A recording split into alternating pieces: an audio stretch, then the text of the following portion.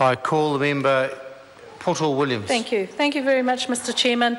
I too rise to take a call on this particular bill, and I want to acknowledge the work that the Honourable Nikki Wagner has done to bring this bill to the House, and like the previous speaker, want to acknowledge the work that the Honourable Margaret Austin has provided and the advice that she has given to many people about this piece of legislation. Can I also just acknowledge the members of the Trust Board that have been at most of the sittings of this piece of legislation, such as their interest that we do this right, and that we are very grateful for the advice and support that they have provided during this process.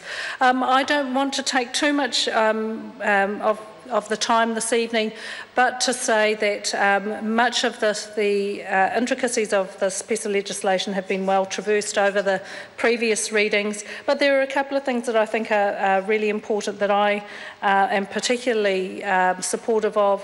The fact that this piece of legislation really goes some way to enshrining what the Trust Board wants to do, not only its responsibilities to its current mechanisms, but what the Trust Board may want to do in the future to ensure the viability of the Arts Centre right through to the next century. And some of that work is really around ensuring that they are able to provide the right kinds of skills and expertise at the Trust Board level.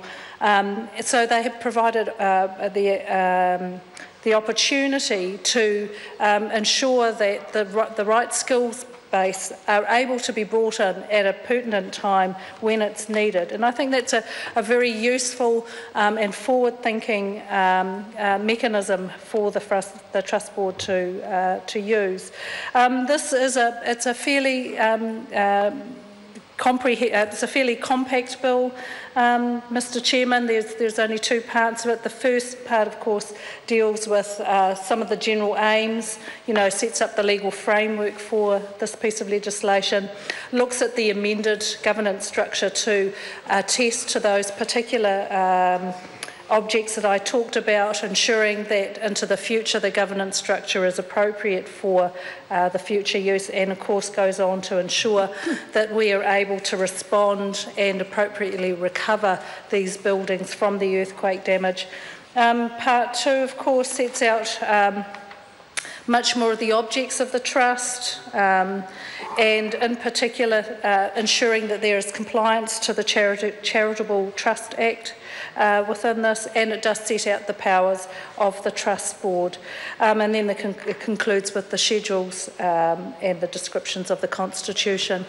I don't really need to say much more on this. I commend the Honourable Nikki Wagner on bringing this bill. It is a great piece of heritage. It's had a long and varied history over its time, and I look forward to enjoying the Arts Centre and well into the future. Thank you, Mr Chairman.